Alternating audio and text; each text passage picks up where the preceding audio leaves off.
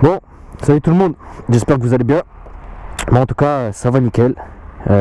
Donc, je sais qu'il y en a beaucoup d'entre vous qui attendaient cette vidéo. Voilà, c'est le moment de la tourner. J'ai fait un sondage donc pour savoir quelle vidéo vous vouliez en premier. Est-ce que vous vouliez la...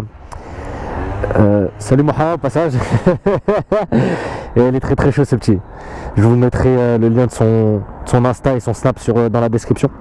Donc j'ai fait un sondage pour savoir si vous vouliez le tuto wheeling en premier ou bien la barre d'Halloween. Donc vous avez décidé le tuto wheeling. Alors avant de vous montrer un peu comment faire, je vais déjà vous dire certaines choses à savoir. Sachez que cette vidéo sera faite exclusivement, après même ceux qui sont un peu plus expérimentés peuvent le faire, mais ce sera exclusivement pour les débutants. Mais également pour les débutants en MT.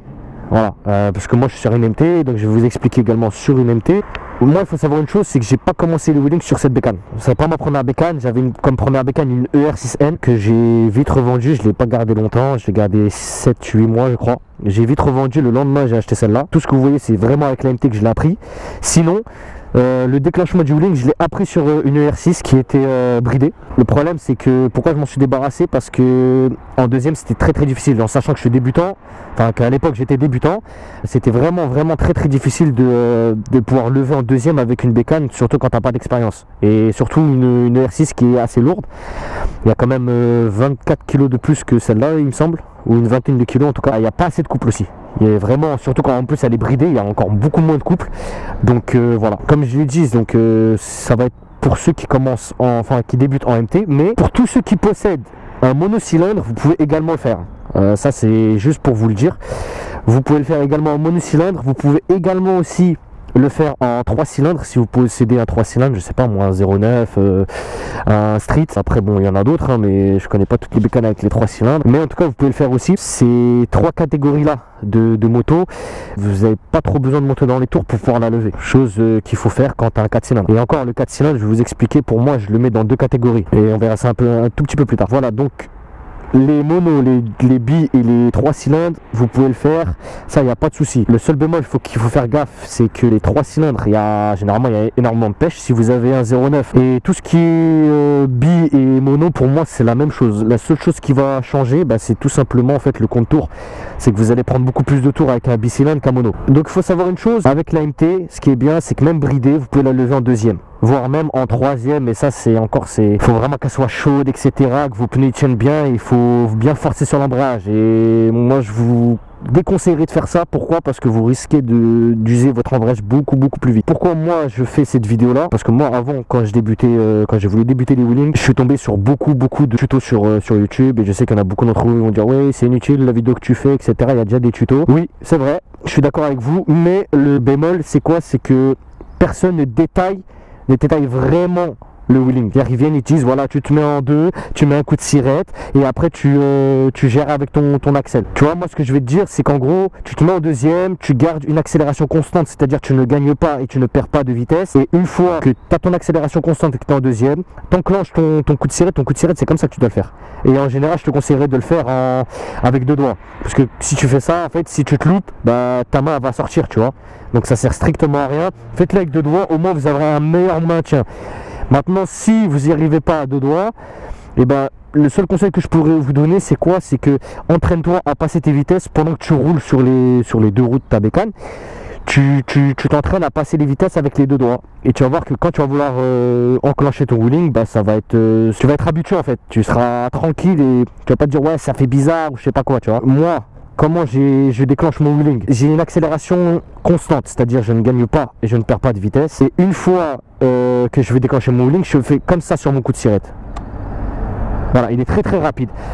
Alors sachez que si vous gardez une accélération constante et que vous faites ça, ça va juste patiner, il va rien se passer.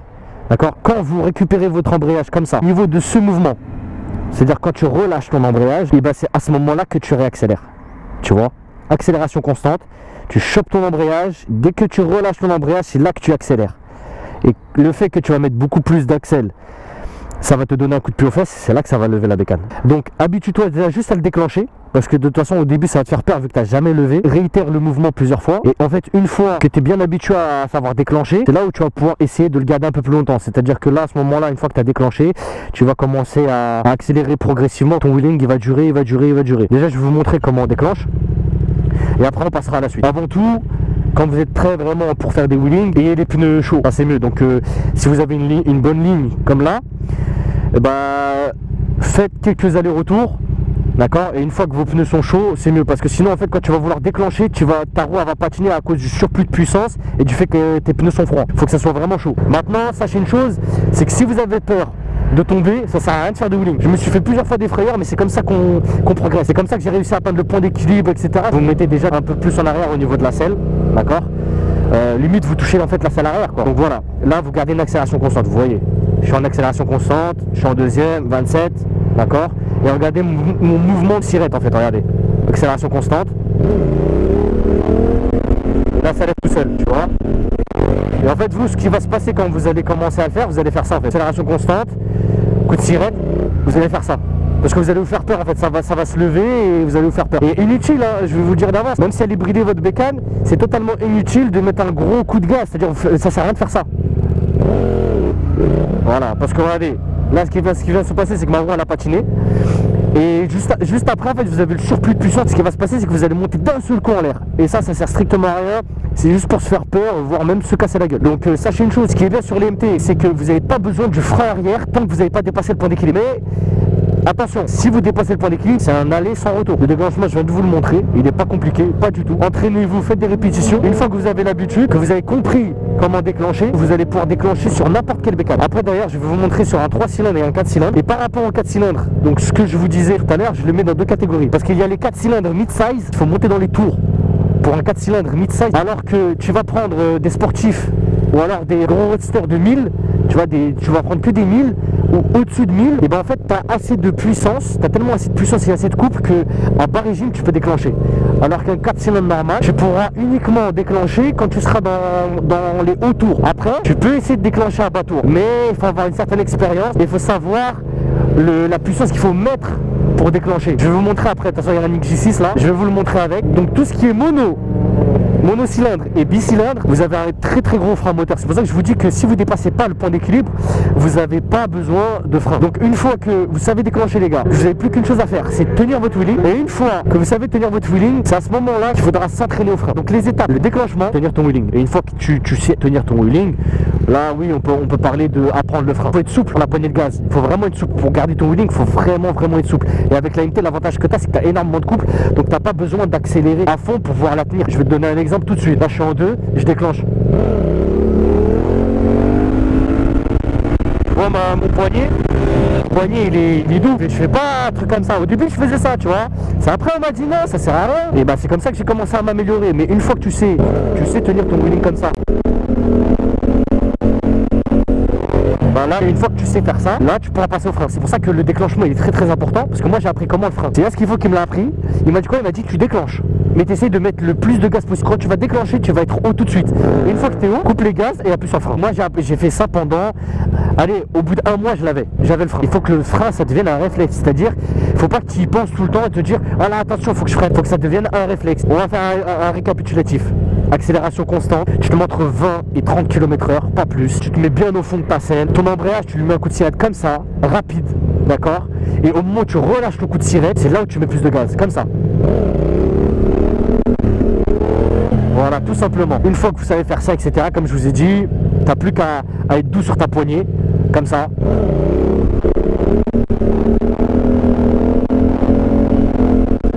Une fois que tu sais faire ça, là tu peux t'entraîner au frein. D'accord? Tu t'entraînes au frein, etc. Et après, une fois que tu as vraiment le réflexe du frein, c'est à ce moment-là qu'il faut prendre de la hauteur. Prenez de plus en plus de hauteur. Essayez d'aller de plus en plus haut, petit à petit. Après, une fois que vous avez fait toutes ces étapes-là, bien évidemment, il y a le passage de vitesse, etc. Mais bon, ça, je le laisserai plutôt à Yass.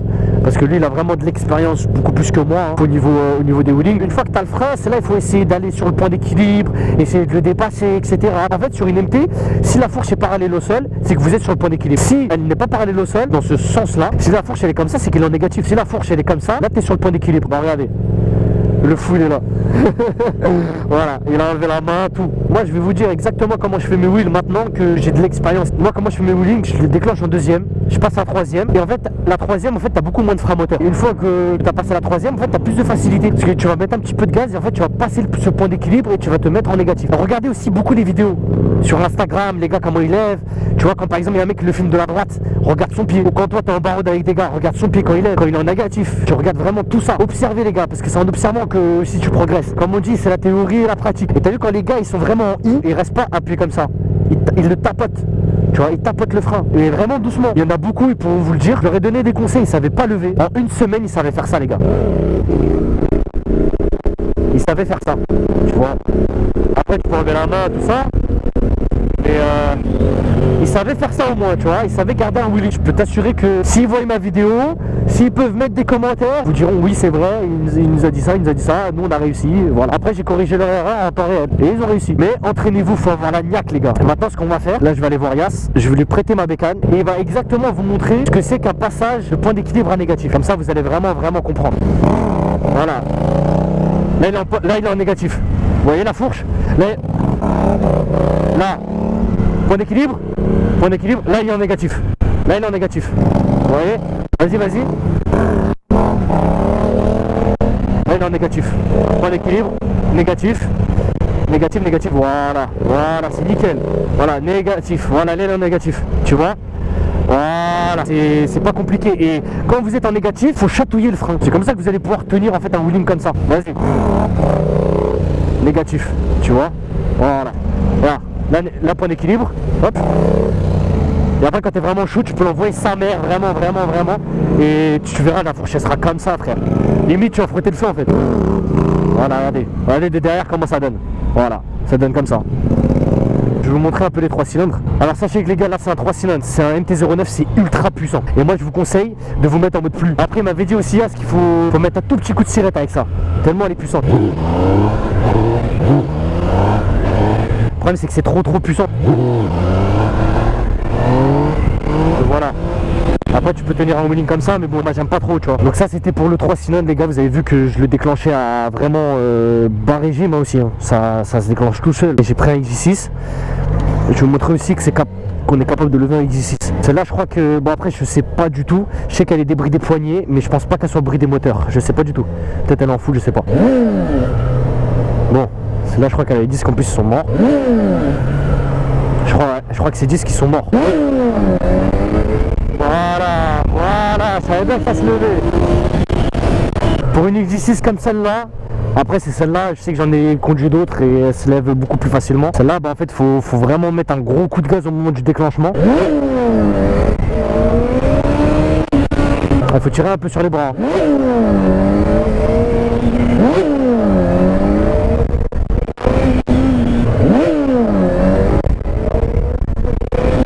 Bon allez, on va la rendre au proprio parce que, en tout cas voilà, c'est tout pour moi. J'espère que ce tuto vous aura plu, vous aura aidé au moins un minimum. Si vous avez des questions, n'hésitez pas, je répondrai en commentaire, il n'y a pas de souci. En tout cas, je vous ai appris vraiment tout ce que je savais au niveau du déclenchement pour débutants, etc. Si vous avez des questions, comme je vous ai dit, bah, n'hésitez pas à me les poser, j'y répondrai. Salut tout le monde.